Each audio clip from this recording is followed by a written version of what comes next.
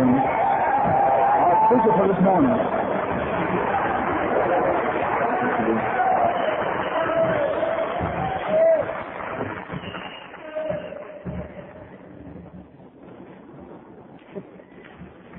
Je suis indépendant. Yo soy un addict. Tenemos Texicanos. Hail Macedonian.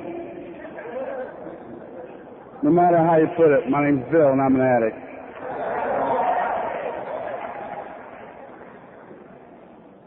Anybody that's here for their first convention, will you please stand up and stay standing?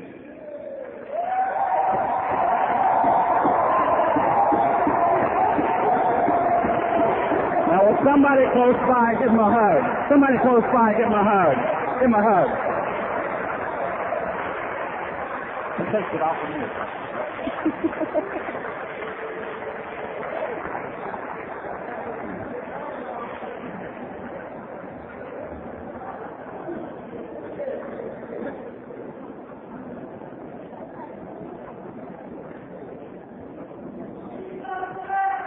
And we're glad you're here. We need you in our lives.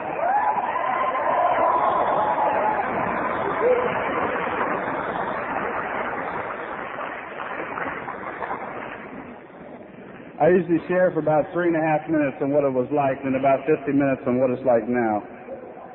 Talk about recovery.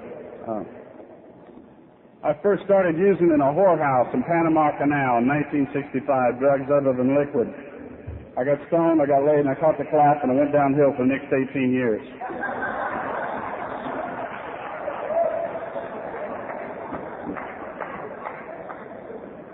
I presently live in Gainesville, Florida. Before I moved there 9 years ago, I lived in Columbus, Georgia, and I was an auto parts specialist, which is a long name for a thief.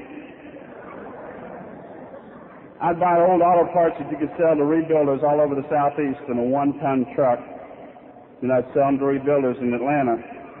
One particular night in particular, I was driving back on a round trip from Columbus, Georgia to Savannah. It's about 280 miles. And in the bottom of the truck, there's an empty can, a case of Budweisers or whatever I was drinking that day, empty baggies, and I think I'd thrown the syringes out the window. Whatever it took just to get normal that day. You know, what you had to get by just to be normal. And Willie started, and I was in the truck by myself, listening to the radio, having a grand time. And Willie started hit a home run for the Pittsburgh Pirates and won the World Series. And I'm clapping, raising the hell up in the front of the truck, steering with my knees, just having a ball. And I'm about 4 or 5 blocks from the house, and I tap a guy in the ass with my truck in his brand new car. And there was no big problem, but he called the cops. And this cop showed up. And I used to practice all these things about standing on one leg with my, and then doing all this and picking up a nickel and walking down the white line. And I was pretty good at it, loaded, as I'm sure most of you were, too. This cop had me do something. After he blew up the balloon, I didn't register at .1. I like that. I mess with sign people every time I get up here, too. He had me do something no cop had ever done. I blew up the balloon and I didn't register .1, so he had me say my ABCs. I went A, B, C, D, E, F, G, all the way through. Tell me what you think of me. He said, well, you've had a few and I can't get you for public drunk, so we'll get you for driving under the influence. So he wrote me up a ticket. 2 weeks later, almost to the day, my father had given me a round-trip ticket on this chartered bus with military personnel from Columbus, Georgia to Atlanta, Georgia, to see the Falcons play football. I got hair down the crack of my ass from 9 years of growth from Vietnam and a beard down to here, and I'd taken my Quaaludes and my Valiums with me in case I got nervous. And there's 40 people on this bus. They're retired generals and colonels and majors in the Army. And my wife and I get on there, and they got 2 20-gallon igloo coolers, like construction water coolers, slap full of Bloody Marys. That's 40 gallons of liquor on the trip up. I don't remember who the Falcons were playing, if they won or lost. I didn't give a shit, On the way back, my wife and I argued the whole time about who was going to drive. You're too drunk, you're too shit-faced, you can't see. We had to get back to the parking lot at 2 o'clock in the morning and wait till all the cars were gone before we could figure out which one was ours. I won the argument, and I'm driving home. It's 6 blocks to the house. On the 3rd block, I take a right-hand turn, and I pass out. and I smashed into a guy just minding his own business at a stop sign, head up. My wife's got enough sense to jump out of the car and walk home 3 blocks. I got my 6-year-old daughter's Mickey Mouse blue plastic wallet in my pocket. It's got my driver's license in it. It's got a sheriff's badge from Arizona I picked up in some scrapyard, God knows where. And the same cop comes. And I look up at him. I finally recognize who it is. And before he says anything, I go, A, B, C, D, E, F, G. All the way through, and I say, tell me what you think of me. He opens up the door, and I fall out on the street. He says, I think you're going to jail. All my life, I kept using. I ended up in front of judges and lawyers and doctors, and they all told me I was crazy, and I would just concur, yeah. And they'd give me more medication or a fine or this and that. I got popped 11 different times. The longest I ever spent in jail was 7 days. I'm going to start in on recovery. And before I start in on recovery, I'd like to have Suzanne from Rhode Island come up and read a paragraph that's real important in my life. Get the book.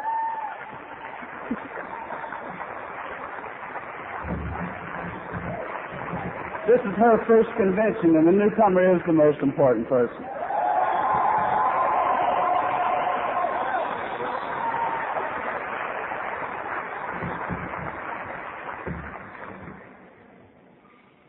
I'm Suzanne, and I'm an addict. Hi, Suzanne. When at the end of the road, we find that we can no longer function as a human being, either with or without drugs, we all face the same dilemma. What is there left to do?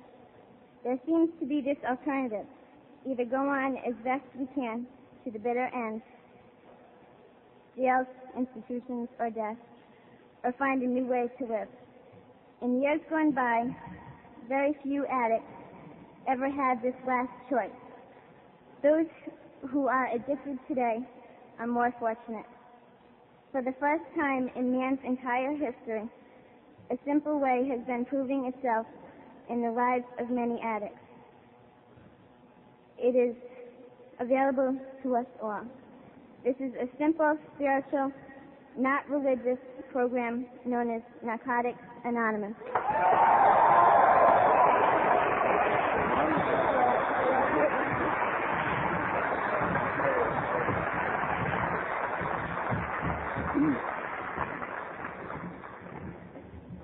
Thank you, dear. You did wonderful. Based on a life of desperation, I found some honesty in the first step. When I went to my first Narcotics Anonymous meeting, I weighed 158 pounds. I had a pair of crutches, one tennis shoe, and a bicycle, and that's all I owned in the world. You people hugged me and you told me you loved me, and it freaked me out. I figured you wanted my crutches and my bicycle. 3 weeks later, somebody stole my bicycle, and I said, I knew what them son of a bitches were.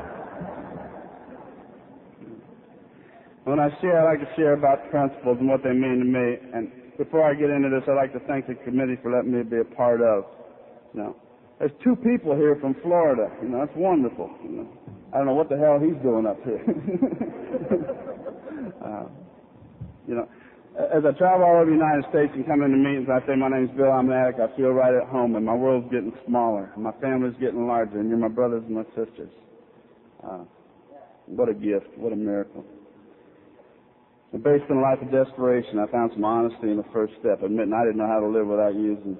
And I'm going to give you little examples of what the principles mean to me and how to share some examples in my life. And what I share is just my opinion. It may not be any. It's just my experience, strength, and hope. And I hope you don't hear any advice up here. Because if you're like me, you don't take advice any damn how. You're hard-headed. You got to experience it yourself. Honesty. At 90 days clean, I wasn't sharing from the heart at all. I was still sharing from the gut. I'd share mostly at meetings. My name's Bill, and I'm confused. Now, back then, I probably had a moniker of 5 different things. I was a recovering drunk, a terminally, I was a drunk, I was an addict, I loved chocolate, I loved women, and I gambled. And I had about 5 different things, and you simplified it, told me, hey man, you're just an addict. I said, okay. I got a book here I'm going to read just one little section of something I wrote, and this is Because I'm Human. I know today being a human being is a spiritual experience, thanks to you people. It's It's not a natural phenomenon for an addict. And when I wrote it, I read this guy's book, and I wrote my own upside down, naturally doing things different. And his is a little picture in here of a boy climbing a mountain. It says, I can climb a mountain. This is my writing here. I can go to a fellowship that helps me with my overeating, my dependence on alcohol, my abuse of cocaine, dilaudid, barbiturates, marijuana, my misuse of people, my isolated childhood, my alcoholic father, my domineering mother, my inability to let you love me, my inadequacies, my mistrust, my problems as a father, and it's all under one roof called Narcotics Anonymous.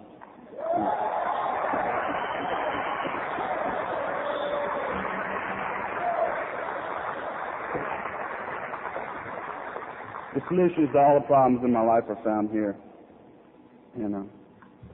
At 90 days clean, they gave me a red chip, said it was a danger chip. Back then, you got a white one when you came in, and 90 days later, you got a red one. Well, I wasn't sharing from the heart, and I went home that night, and I was kneeling down with a set of rosary beads in one hand, a sawed-off shotgun with my head in the other hand. I still felt like shooting dope, and I wasn't telling people at meetings. I knew if I was going to use, I was going to die, so why pay somebody to kill me? I'm going to do it myself.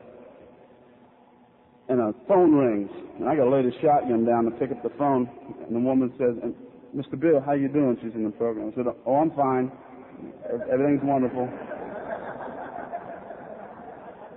I had no idea what honesty was about. I got something in Narcotics Anonymous called a sponsor. I'd like to share a little story before I get into that. A woman brings a little fat son to the guru and says, Guru, tell my son to quit eating sugar. It's killing him. And the guru looks at her little fat son and says, come back in 2 weeks. The woman just walks away with the son. They come back in 2 weeks. The woman says, Guru, tell my son to quit eating sugar. It's killing him. And the guru says, quit eating sugar, son. It's killing you. And the boy walks away and he quits eating sugar. And the mother says, I brought him here 2 weeks ago. Why didn't you tell him 2 weeks ago? And the guru looked at the woman and said, first, I had to quit eating sugar. I can't tell you as a sponsor to do something I'm not doing,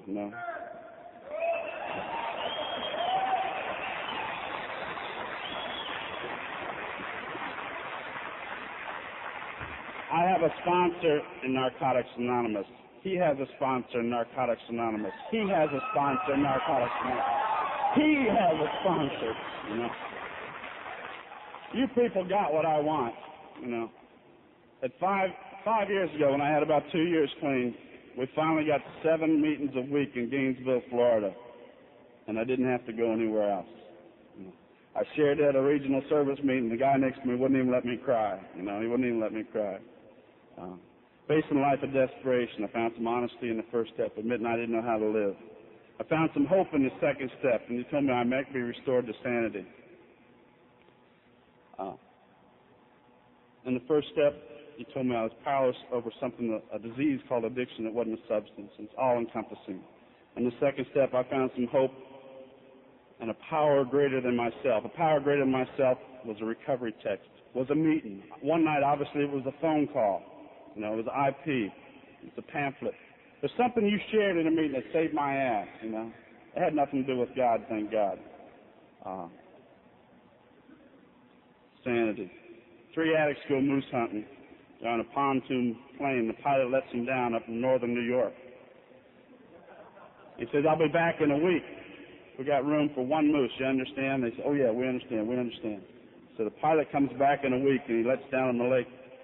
He looks up on the shore, and there's 3 addicts, and there's 3 dead moose. The pilot just shakes his head, and he goes on in the shore, and the addicts come running down. So we talked about it, and we're going to give you $600 to take back all 3 moose. And the pilot says, it ain't a question of money. So wait, The addicts get back together, and it's in their GSR down. So we're going to give you $900 to carry back all 3 moose. And the pilot says, man, it ain't a question of money. It's a question of weight. We got to get over these trees off this lake. And the pilot sees he's pissing in the wind. So he says, okay, I'll try it for $1,000. So they strap on one pontoon, they strap on a dead carcass of one of the moose. On another pontoon, they strap on the other moose. They stick a carcass in the back seat with 2 addicts, and there's one in the front seat. And he's boogieing this plane, and he gets up off the lake, and he banks it, and it looks like they're going to make it. He's about to get over the last big pine tree out here, and the moose antlers catches in one of the pine trees, and they crash. Well, there's addicts laying all over the ground and carcasses everywhere, and they got broken bones, and Eddie crawls over to Jack, and Jack's coming out of a daze, and he says, "Where are we? Where are we?" Eddie looks around and says, "Well, as near as I can tell, about 150 yards further we made it last year." You know. It'll be different this time.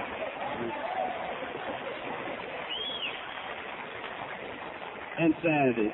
Beautiful example of that is in the recovery text, repeating the same mistakes over and over again, expecting different results. Hope. Most of y'all know what I do for a living. I also make a type of jewelry. It's Christian jewelry, and I sell it all over the United States, and I go to these charismatic conferences once in a while. One conference I tried to get into 4 years ago was up in Providence, Rhode Island. And they turned me down. The woman over the phone turned me down and said, "We only allow artists from the New England region." I said, "Well, I happen to know that the person that used to own this company is not from New England, he's from Gainesville, Florida, and he used to come up here." She said, "Well, I've got the authority to invite outside artists to our conference." I said, "Well, what do I have to do?" She said, "Let me ask you a few questions." I said, "Okay, shoot." She said, "What's your relationship with the Lord?" And I scratched my head and said, "Oh, shit." I said, "I'm going to shoot the moon." So I'm a recovering addict, and in my program of recovery, thanks to thousands of other recovering addicts just like me, I haven't had to pick up today. My higher power is whom I choose to call God. And she said, "Whoa, stop, that's enough." I said, "Okay, here comes the rejection. I can handle it." She said, "If you can be that honest with us, we'd love to have you come up here." And they let me come up to Providence, Rhode Island, to this big charismatic conference. They gave me the keys to their house, the keys to their car. You know, it's a nice little bungalow out in the woods like we used to break in. You know, you lift up the window and you go in, you unplug the dog, and then you steal everything, then you plug the dog back in, you go out, you know, that kind of place. And when I work these shows, I like to wear NA T-shirts. And the people up there hugged me and showed me unconditional love. Because I'd shut down every evening about 7 o'clock and I'd go find the NA meeting. And back then you had to travel a little bit to find the NA meeting. Another show I worked was at the University of Notre Dame. And on Sunday morning, I was wearing my favorite T-shirt. It's a Hug a Miracle T-shirt from the Washington, D.C. World Convention. And the little nuns come up to me on Sunday morning and they said, "Praise the saints, are you a miracle, my son?" I said, "Yes, sister, I'm a miracle." And they hugged me. And they said, "What's so miraculous about you?" And I said, "Sister, I used to shoot dope on a daily basis for 18 years. I no longer have to do it."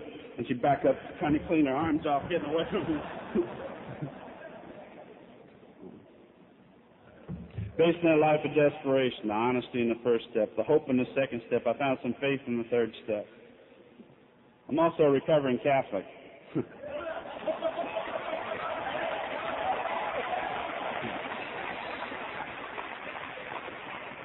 I used to have nightmares of penguins chasing me down the street with rulers and yardsticks trying to beat the hell out of me, telling me they love me, you know.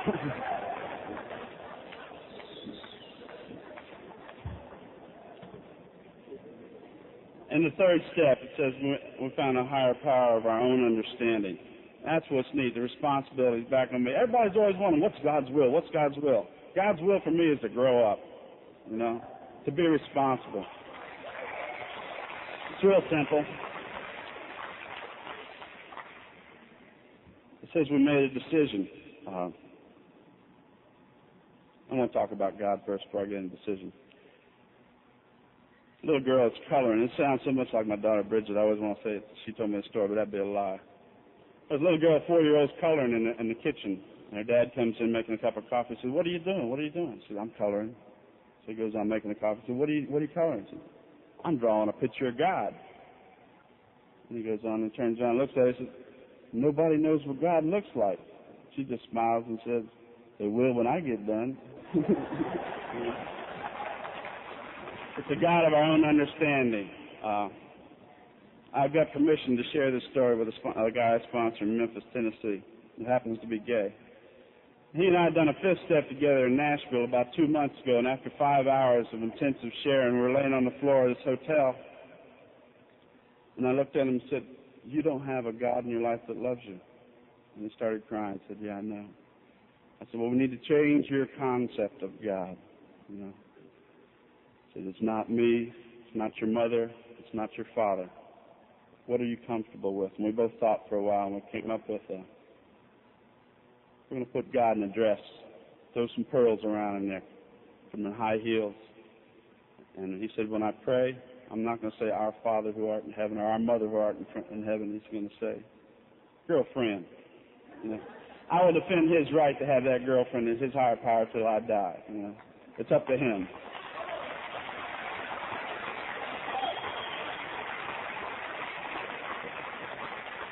He called me a week later and said, it's working. It's working. Girlfriend's listening. Beautiful. Beautiful. There was a woman that came through our area, and we asked her to close the meeting back then when we used to use the Lord's Prayer 4 or 5 years ago.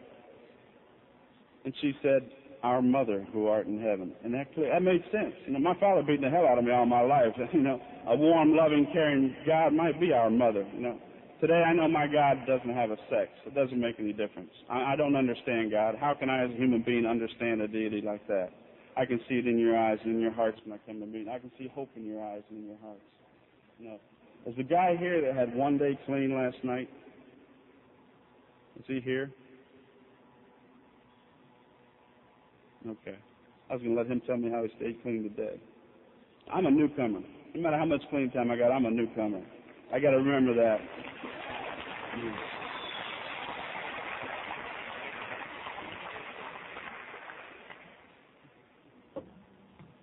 Made a decision in the third step. One of the toughest decisions I had to make. I had about 3 years clean. All my kids lived with their mother in Georgia, and I hadn't bothered to get a divorce. And by then, 13-year-old daughter called up and told me that, Dad, Mom's been beating me with an extension cord, and I got marks all over my leg, and I can't go to school. And there was nothing I could do to save that child over that phone. All I could do was cry and walk down the street and share it with another addict.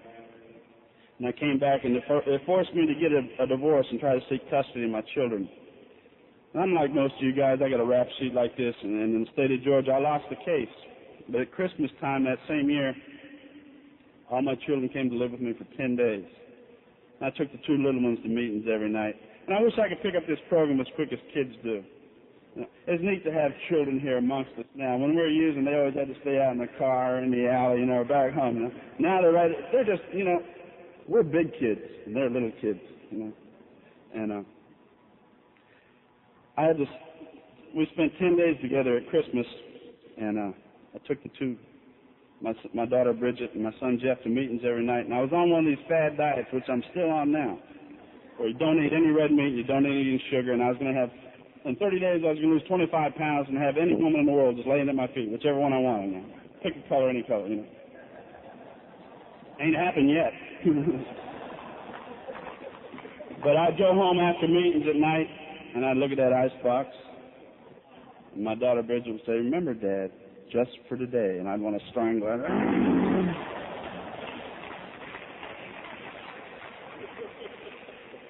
We'd kneel down at night and we'd say our prayers together. And my son blew me out of the water the first night. After we finished saying Our Father, he patted me on the back and said, keep coming back. It works if you work it. They teach me a lot. You know, I am teachable today. After spending 10 days with me, I had to take these children back to their mother, and my 14-year-old daughter, Katie, decided to stay with me. When you're 14 in Georgia, you can pick which parents you want to live with. I had to see these two little girls say goodbye to each other. And it cracked me up. And I didn't know if I was doing God's will or my will, and I gave her an out. You know, the ex-wife's calling the cops, and I'm used to all that. Now, I'm crying, my daughters are crying, my son's crying, and I said, Katie, if you want to stay here, it's okay. I understand. She said, no, Dad, I want to come home with you. I want to try it your way. And we drove home 277 miles, and back then I used to dress as a biker because I looked as a biker, and I hadn't been on a bike since 1971 doing acid, you know. But I wore a red bandana and overalls, and on the way home I'm drying my tears with this red bandana. And my daughter Katie snatches the bandana out of my hand, starts drying her eyes, and we made a pact that one day we'll all be back together. A couple of years ago, they had me sharing a North Carolina convention. I got to this point in my story, and I realized that all my children were with me at that convention. We were back together. You know, things happen in God's time, not in my time, thank God. You know.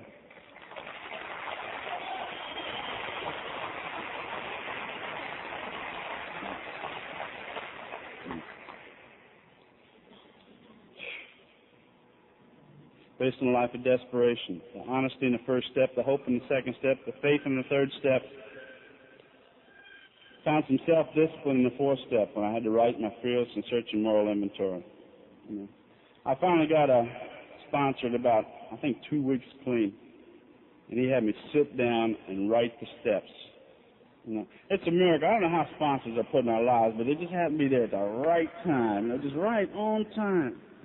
And he had me write the steps. He had me read the basic text, take notes on what I read. And I was so screwed up, he made me take notes on my notes. A friend of mine shares we had the attention span of a gnat's ass when we get here, and that was me. You'd bring up a topic at a meeting, and I'd try to think of something real important to say, just blow you out of this chair, Back then we had a real big fellowship of 7 people in Gainesville, Florida, and I was going to impress you people. My arms were black and blue, and I stunk when I first got to NA. You hugged me and you told me you loved me, and it freaked me out. Women hadn't hugged me for a long time, and I liked it when both women hugged me. Then the men hugged me. I didn't know if they were lighting their loafers or what. But you told me to keep coming back. At the second or third meeting, somebody remembered my name and said, "Hey, Mr. Bill." And I just turned around, I figured he had a subpoena or a warrant, I was getting my ass busted again. But he remembered my name. Self-discipline. My sponsor made me go to meetings and make a game at meetings. He said, "You can't share for the last 5 minutes. You don't know a damn thing about recovery. You just keep your damn mouth shut." I said, "Well, what do you want me to do?" He said, "Take mental notes of what people are sharing, how to save your life." I said, "Well, can I bring a pad and a paper?" He said, "No, these guys are already afraid of you. Don't bring a pad and paper. They're going to think you're writing down their life story. I'm going to bust them."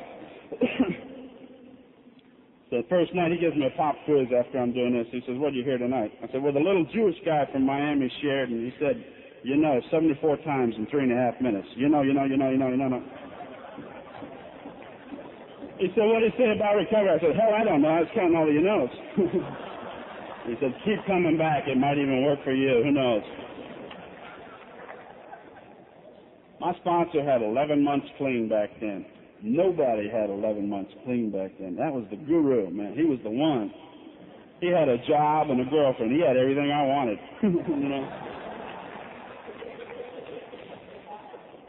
And he had patience. Boy, he put up with some shit. I'd come to him with my little old, he used to say, "You pole vault over mouse turds, man. You make a big issue out of everything." I'd come to him with my little old trivial problems, everyday living, how to get by, and he'd say, "So? What are you going to do about it?" I said, "Well, tell me what to do." He said, "No, that's the old con game. You want me to make your decision. When you screw up, you're going to say, 'See, I told you.' You make up your own mind. Time to grow up, kid." Jesus. In the fourth step, he made me write about my resentments. He made me write about my fears. He made me write about the harm I'd done to others. He made me write about my relationships, sexual and otherwise. In the first year I got here, they told me no relationships for a year. Hell, I was too proud to ask people what that meant. I quit masturbating for 6 months. That was the biggest relationship I had when I got here. Finally, I got in the hard way one night. I asked my sponsor. I said, "Is this what this means, Martin?" He says, "No, you sick pup. Keep coming back." I said, "Well, can you give me a hand?"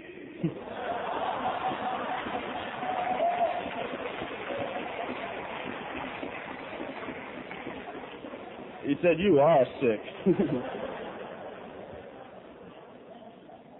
Now, when I got here, I didn't pray, I didn't cry, and I didn't ask for help. And something that gave me that gift of tears was a movie. One of the best movies I've ever seen in my life was The Color Purple. And in that movie, I see these 2 little girls being torn apart as children. I see abandonment. I see rejection. I see all those core issues of addiction. And I'm crying. I took my girlfriend at the time. I think she and I had been together about 3 years. I took her to see this movie, and I'm crying like a natural-born child 5 times during this movie. Not these little boo-hoo tears, but I'm talking. And she kind of moves over and gets the hell out of the way. Who is this fool? I know today real men do cry. They wear pink and they eat peach.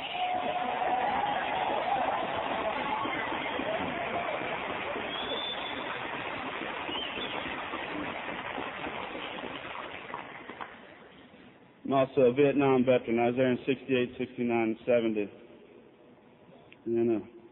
Took this guy who was on a relapse. He'd come back and had 30 days clean. He'd gotten almost a year and a half. And took him to see this movie, Platoon. I'd never seen none of those Vietnam movies. I stayed away from him. I said, this would be no big deal. Come on, see this movie with me. So we go see this movie, and this guy with 30 days clean. This just shows me how my God speaks to me through you people. And we go see this movie, and there's this one particular scene in this movie where this guy's been shot in the chest by his own men. He's been shot in the back by the enemy. And he's in this field on his knees, and he's got his arms up in the air, and the chopper's pulling out, and they're leaving him. And you know the sucker's going to die. And in that one scene, I flashed upon the same issues, rejection, abandonment. All of Vietnam flashed in front of me, and I'm bawling my eyes out. And this newcomer of 30 days clean holding my hand. And when I left that movie theater, it was the same as when I came back from Vietnam. One day I'm in the war, the next day I'm in Seattle, Washington, saying, what in the hell were those 3 years all about? And I didn't have a clue. And this guy's holding my hand, and he had enough sense to take me across the street to a coffee shop and talk to me for an hour and a half, and he saved my natural ass. There ain't no doubt in my mind. And he hugged me and said, welcome home, the war's over. Same thing you people did. And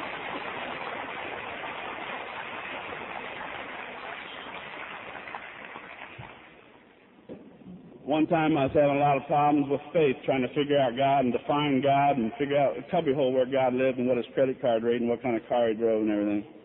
This guy's sponsor was 6 days clean. Says, my higher power never refuses to grant me an interview.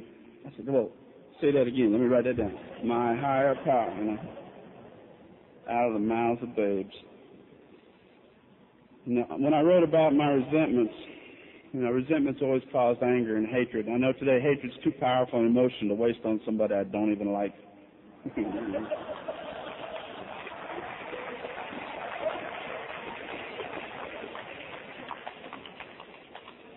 I had to write about the harm they'd done to me, how it affected me, what role I played in it.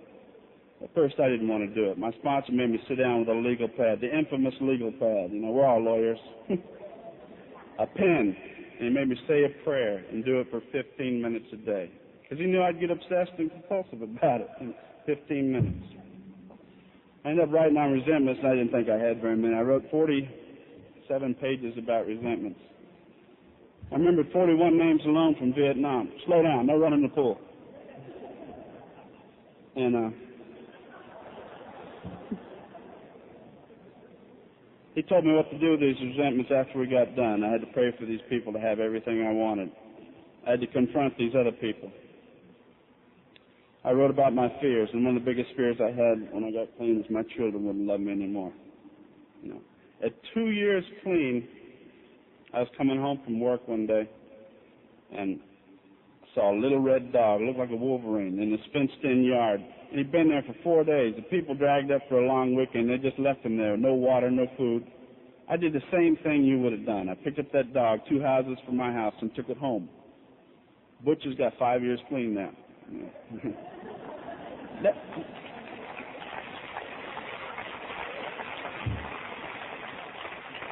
Those people never came looking for that dog 2 houses away. I went to a meeting that night, and I shared that I stole this dog, and my home group understood that I loved myself enough where I could love something else, finally.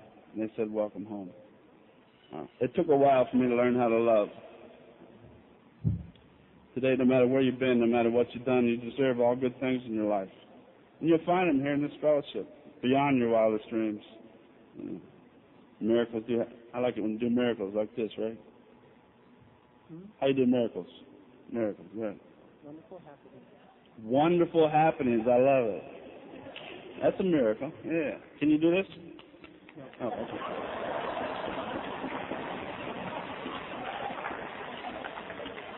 I wasn't paying attention either. What did you do when I said masturbation? Oh.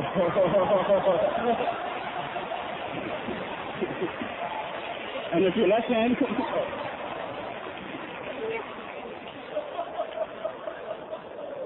And if you're a liar. Huh? And if you're a liar.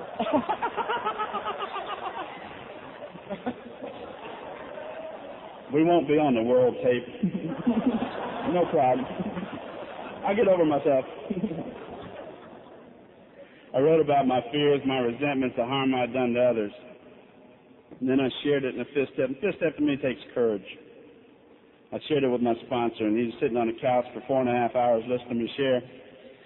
He's kind of hewing and hawing at the end. I said, damn, Martin, have I done something wrong? You know, I've told you about people I killed, houses I burned down, and all the atrocities I've done to myself and my family, my in-laws, my outlaws, everywhere I've been. It's been like a hurricane behind me. He said, no, you're about normal. I said, normal?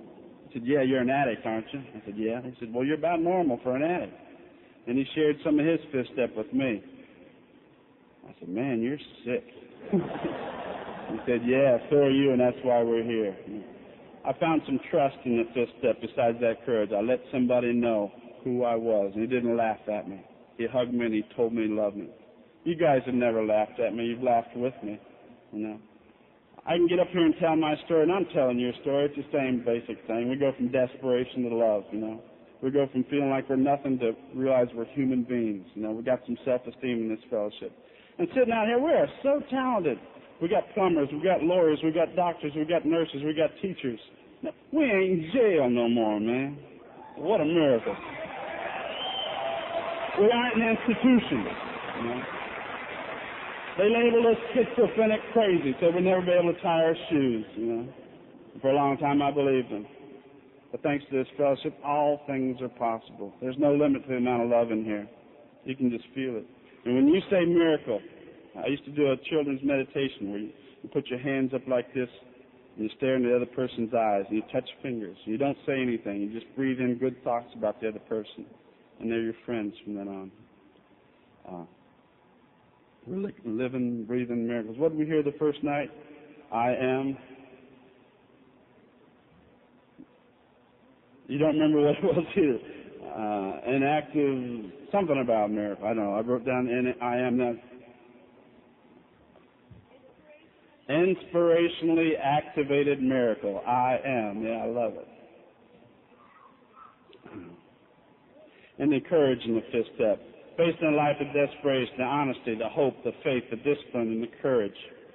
I found some willingness in the sixth step. I wrote down all my defects of character, and on the opposite side of that, I wrote down the assets. You know, as addicts, we're prone to focus on the negative. We don't like to focus. You know, it's familiar. It's like Michael Jackson's glove. It's real mushy and pliable, and it feels and looks like shit. You know? But out of that shit comes flowers. You know, fertilizer. We got to focus on positive things. And I like to do positive affirmations in my life today, and they work. They blow me away. They really do. I was having a lot of problems with relationships at one time. Hell, all the time. And I started doing this, saying every day, I, Bill, deserve loving relationships. I'd say that 40 times a day. Women started calling me up from all over the United States. I quit doing it. It freaked me out so much. Hey, put the thing away, man. It's working too good. You know. Biggest defect of character I have since I've been clean is lust. You know. Once you women clean up, you're some of the foxiest ladies in the world. I swear to God. You definitely got everything I want. And when you men clean up, you're no longer competition for me. You're my brothers. You know. I went to my first convention. I had a 1.5 years clean in Tampa, Florida. And this big hairy biker from Kentucky come up and he hugged me and he kissed me on the lips. And I went, no, I ain't going to take that. And I kissed him right back. You know. He didn't stimulate me sexually, but I got his phone number. Today I know men do hug, and we do touch, and we do feel. And something I want to jump back to the fourth step. I read a lot of children's books now. I'm 41 years old, and I can finally read children's books and understand what the hell they mean. You know, one of my favorite ones is the Velveteen Rabbit. You know, about that little bitty rabbit. This rabbit finally becomes real when his child takes it to bed every night and loves it.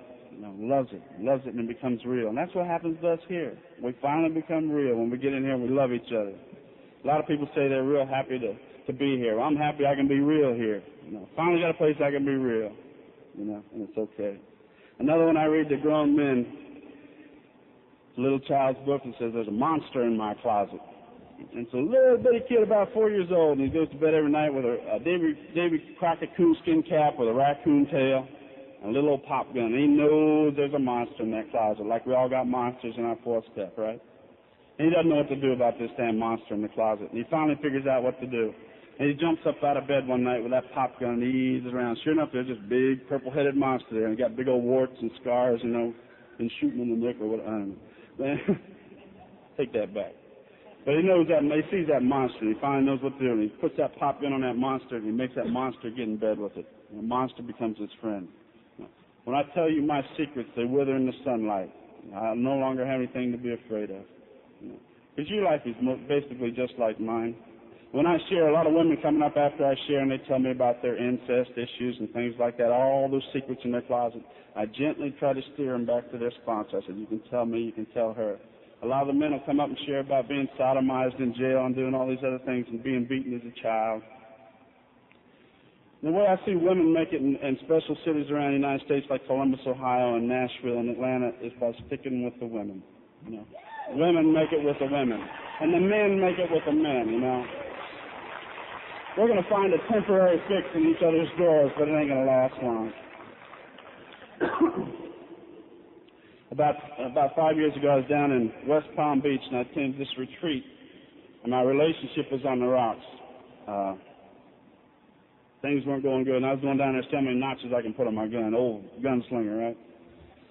I went down there, and this woman was sharing at this midnight meeting, about 6'2", blonde, beautiful woman from Kentucky, sharing. Every time a man tells me I'm beautiful, I feel like I ought to go to bed with him. And something popped up here for the first time. I said, they got feelings. They're real. Now, that night you became my sisters.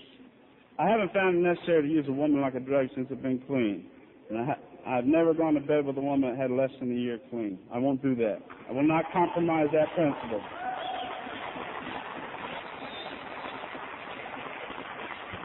I make it sound like I'm a great lover or something. I've only been to bed with 3 women since I've been clean in 6.5 years. And that's all I need. That's all it takes. I go to bed with myself every night, and I can do that. I can sleep with a clean conscience. Where was I? You remember? 7th step. From the willingness in the 6th step, I found some humility in the 7th step, realizing I can't remove my shortcomings, which are really just acting out of my defects of character. Lust was my biggest one, so I'll share about lust. At Bloomsburg, it was right up here last night, at Bloomsburg East Coast Convention about 4 years ago, first time I was actually asking God to help me with my lust. My God's got a sense of humor. He put 3 beautiful women in my room, and there's only 3 beds. That means one of them had to sleep with me every night. And I'm working on lust. And I'm trying to be faithful to my girlfriend back home. About 5 o'clock in the morning, I could stand it no more the first night. And we got up and sat on the side of the bed and took off all our clothes, and we started sharing from the gut and from the heart about why am I afraid of you and why are you afraid of me. And those women are some of the best friends I have in the world today. And they jump over the counter or whatever I'm at a convention, they hug my neck and tell me how much they love me.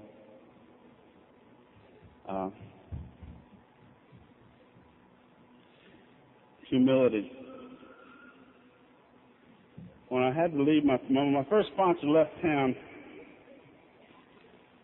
I had to find another sponsor. This was 6 years ago, a little over 6 years, a little less than 6 years, some time ago. And I had to find another sponsor, and I was on the 8th step with my first sponsor. And I went around, and I prayed about it, and I asked about it, and I wrote about it, and I found another sponsor.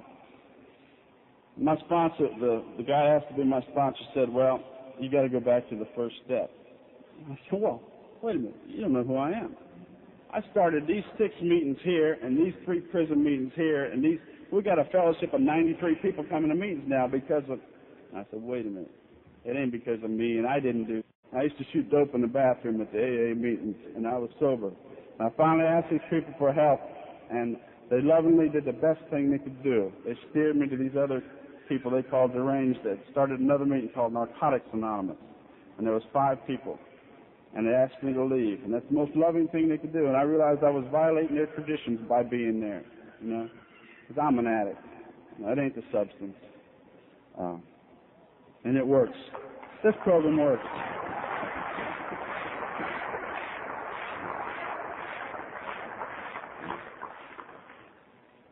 humility in the 8th step, integrity in the 9th, no, humility in the 7th step. In the 8th step, I found some brotherly love.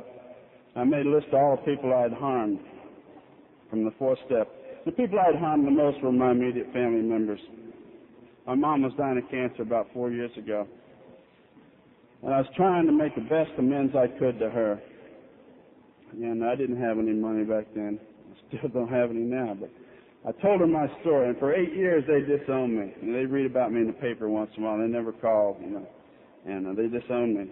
And before my mom died, I got everybody in my family to say goodbye to her, because I heard you people sharing how important it was for that loved one you lost in a war or in a car wreck, and you didn't get that chance to say goodbye. So I got everybody in my family to say goodbye to her. And there was nothing left of her at the end. She weighed 72 pounds. You could have picked her up with one hand. I went in the room. I left Friday to go to the first New England Regional Convention in Boston. And I went in there, and I didn't know if I'd said goodbye to her or not. So I made a point to say goodbye to her. I said, Mom, I'm probably most at peace when I'm fishing. And when I'm fishing, I'll talk to you. She said, yeah, I know, I'm dying. There ain't much left. She said, I've seen your life change in these last 3 years. You came in this program called Narcotics Anonymous, and when I got into NA, I called them up from Columbus. They were in Columbus, Georgia, and I was in Gainesville. I called them up long distance. I said, Mom, and my dad was on the other phone. I said, I'm going to try this thing called NA. She said, thank God you're dying, Billy. And my dad said, hey, you ain't going to make it. Only 5% of you intravenous users ever recover, and he hung up the phone. Now, in that first year, I hung on a spite. Sometimes I'm going to show that old fart. When it got real bad, I just hung on. I remember his face. After a year clean, my father's a short man, 5'9", weighs 325 pounds. He's a retired colonel in the Army. After that first year clean, he hugged me, and he told me he loved me. And we were like two rhinos groveling out in his front yard, I love you, I love you. And I saw that old man cry. It's the first time I ever saw him cry. And most of you guys are just like me. You wanted your father's love all your life, and you never heard him say, I love you. And that really meant something to me. It's one of the steps. I see you crying, brother, and I love you. It's okay for us tough guys to cry, too. It washes the windows to our soul and lets people in, where we live. When my mom was dying, I said goodbye to her, and she said, yeah, when you come by here on the way to conventions, you usually got some straggly-looking people with you, and they look just like you when you came to NA. They're kind of black and blue and stink. and what I do every time I walk into their house, I said, here's where the liquor is, this is where the silverware is, this is where the jewelry is, this is where the checkbook is. If you want to beat them, do it now. We'll save a couple days' time. And she said, every time you leave the house, the jewelry's still there, the liquor's still there, the money's still there, and the checkbook's still there. You ain't beat us for nothing. And you've gained a little bit of weight, too. I hugged her, and I told her I loved her, and I said goodbye. And when I got up to Boston on Wednesday, she had died on the way up there, and I found out on Thursday. And there's 1,100 recovering addicts at that first New England Regional Convention. And I wasn't going to share it with anybody. I was going to be a tough guy. And finally, they asked me to come to the men's. The last special interest meeting I went to was a men's meeting on Saturday morning with 350, 400 of these tough asses, hard ass guys from New York and Philadelphia and Boston, these hard asses. And they asked me to share, and I shared that week. My 14-year-old daughter, who was living with me, had gone out and gotten wasted. And the next morning, all I could do was rub her head with a wash rag while she's puking in that toilet the whole day, and tell her how much I loved her, and not yell and scream at her like my folks used to do to me and your folks used to do to you. And tell her, it'll be different. It'll be a different toilet, it'll be a different town, but it's the same thing 20 years down the road, because I've been there, Kate. And you don't have to do this. I can't take away your pain. I can tell you how much I love you. And that week my relationship was on the rocks, and I shared that week my mother had died, and I wasn't going to let you people in my life and let you know. And I was crying up at the podium, and the guy that was doing the sign was down here, and he was crying, and he'd stopped, and he turned around. He was the only one I could see. And I know that whatever's going on in my life, I can share it at a meeting. If it's painful, I can share my pain. I divide my sorrow. If it's happy, I can multiply the smiles in my life. And when I looked up, all these hard asses from New York and Boston and Philadelphia were crying too. And they gave me a standing applause and told me to keep coming back. It works if you work it. We go through tragedies in our life. We go through all sorts of things we don't have to pick up. We can go to our home group. We can go to another addict and share it with them, and the burden's lifted. You know, there's something we read at every meeting that says the therapeutic value of one addict helping others without parallel. We're the professional addicts. The amateurs are still out there. We know how this shit works. We know how to stay clean.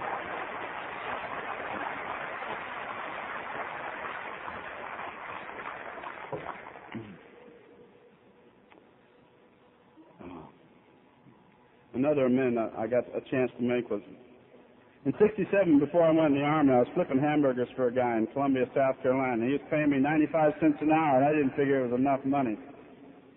So I stick $2 in the till, and I stick $1 in my pocket. And this old man was giving me room and board for $40 a month, and I'm ripping him off. You know, charging me room and board $40 a month. And I got a chance about 3 years ago to go down there and make amends to him. And I just come in from a convention, and I'm in the back room. And he's living with his son, who I went to high school with, I went to Vietnam with, and the old man can't hear. He's hard of hearing. I'm back there trying to make these amends. Every time I go make amends, my little asshole puckers up, you know, and I go and I say a prayer and I do what I'm supposed to do. And they never come out like I think they're going to come out. I go in there to make these amends. I said, he can't hear. I'm yelling, and I said, Deke, you know, back in '67 I used to flip hamburgers for you, and I beat you out of a few dollars. And I'm reeling off these 20s, you know, and I'm putting them on the coffee table. He said, you know, you was a good old boy till you started using them drugs. He looked down at the coffee table and said, and that ain't all the money either, brother.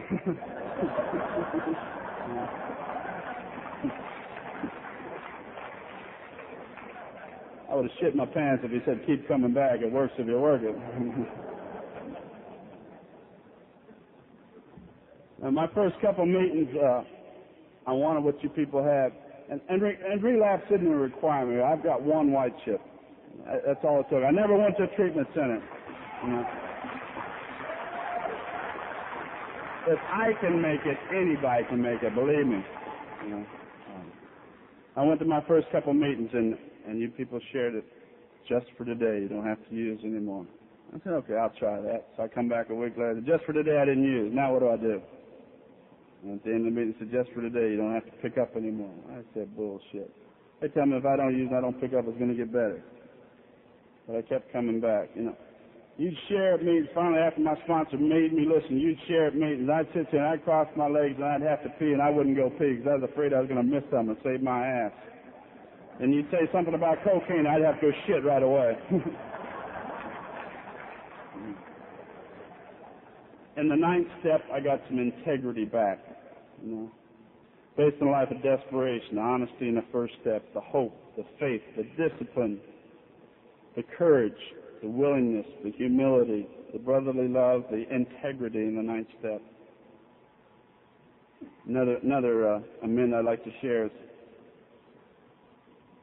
last summer I got to make amends to my 9-year-old daughter Bridget. It was on the front porch of a friend of mine's house in Atlanta.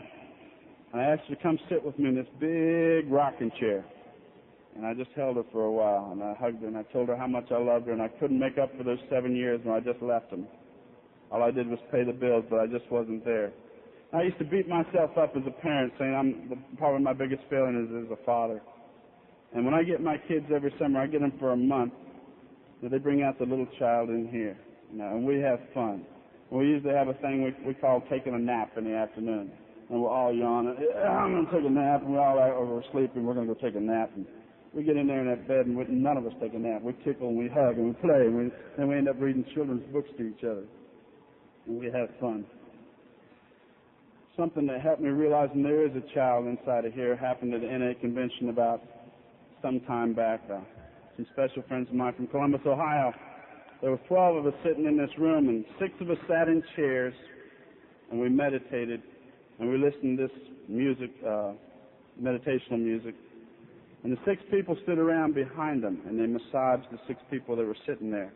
And before they would move to the next person, they would not let go of you. That means there was somebody always massaging you and touching you. And we centered on something when it was fun as a child. And I had this little grade school picture of me with a pink and white bow tie, and my hair sticking up. I was in St. Agnes Catholic School in Leavenworth, Kansas or something. And my best friend was a dog named Kim. I could beat that dog and kick that dog. All I do was feed that dog, and that dog loved me to death. And that dog and I would escape. You know, and I pictured this beautiful grassy hillside where she and I would go fishing, and that's where I was most at peace when I was growing up. And the people behind you when they were massaging you would lean over and tell you things they always wanted to hear as a child and never heard. And one woman leaned over and said, "We'll never leave you." And I cracked. I said, "Oh." And there was a meeting after that meeting where this woman had lost her mother and father in a car wreck when she was a child. You know, and most of us feel the abandonment. You know, and then we isolate and we have all that loneliness. Big part of our lives is loneliness. Man, when the newcomers talk about loneliness, we can all relate. You know, when you come up here to your first couple meetings and you share what's going on in your life, you know, we can all relate. We remember our first meeting. We always remember that first meeting. And I never want to forget. Based on that integrity I got in the 10th step, you know, I know I'm an apprentice human being learning how to do it right with your help today. I found some perseverance in the 10th step. I keep trying to do it every night, trying to see where I could do things different. You know, how could I have avoided that or done this different? And my life's pretty good today. It's better than it's ever been. It really is. I drive all over the country seeking recovery, chasing this program. I ride in a Toyota truck that's got 249,000 miles on it. You know, and I'm going to make one of these Toyota commercials one day if I can ever learn how to click my heels up in the air. Yeah. But it's working. And the 11th step, the principle behind the 11th step for me is power. And I find all my power through prayer and meditation. And you people had to teach me how to pray all over again and how to meditate.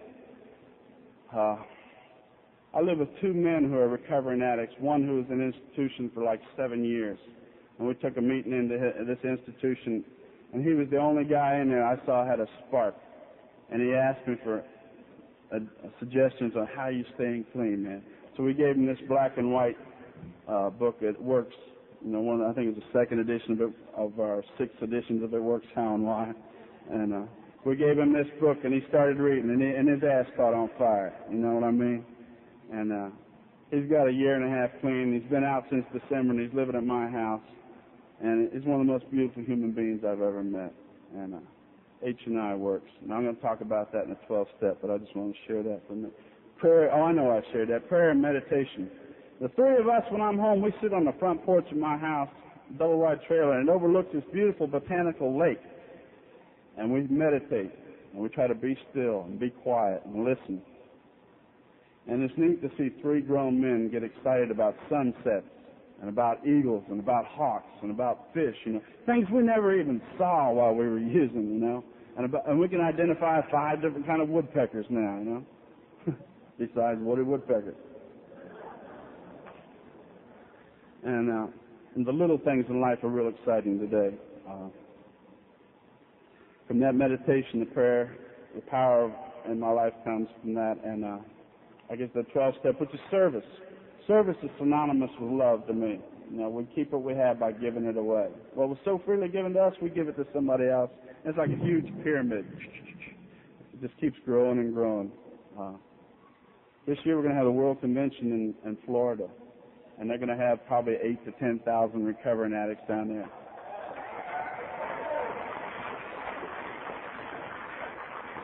And if you have a chance, please come on down. You can stay at Ken's house. I can sit in a World Convention in the lobby for 5 days and just hug people and have a wonderful time. You know, I don't get to see you people enough. You know, you mean that much to me. Synonymous with love. There's a lot of exciting things going on in NA today. And one of them I'd like to touch on. The way we give it away is through our subcommittees, through H&I, through PI, through literature.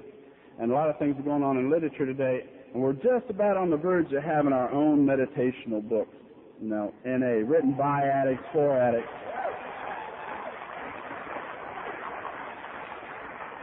They still need some input from you people. You know, if you'd like to share something about what you like to meditate on a particular day, please write it down, give it to your literature subcommittee chairperson, or send it to the World Service.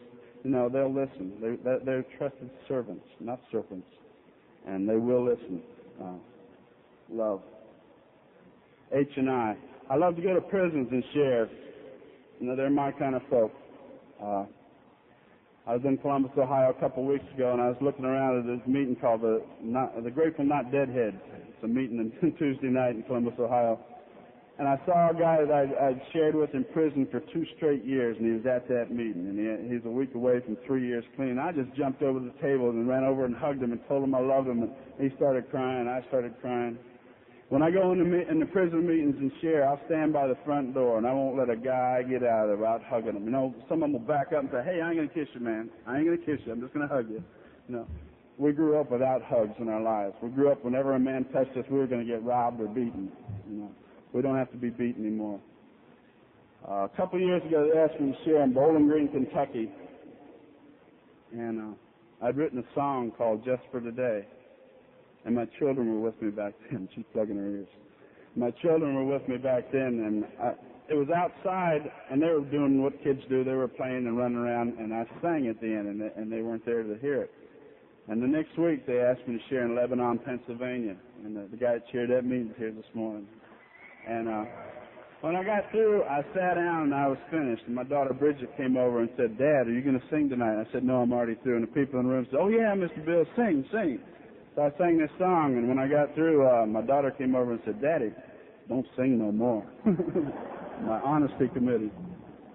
And I may not be what I could be, and I may not be what I should be, but thanks to you people, I ain't what I used to be.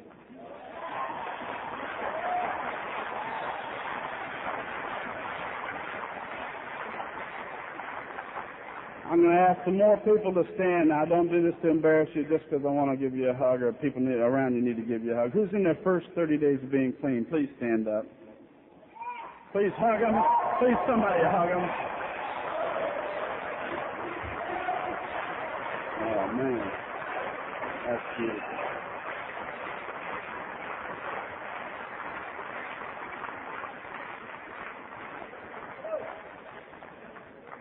And we're genuinely glad you are here. Please keep coming back. You deserve this way of life. This has been a beautiful convention. Seems like every East Coast convention you go to, you got to walk a while. Then after the first day, you realize where you can park your car. And then the third day, we all get towed away. It'll be different this time.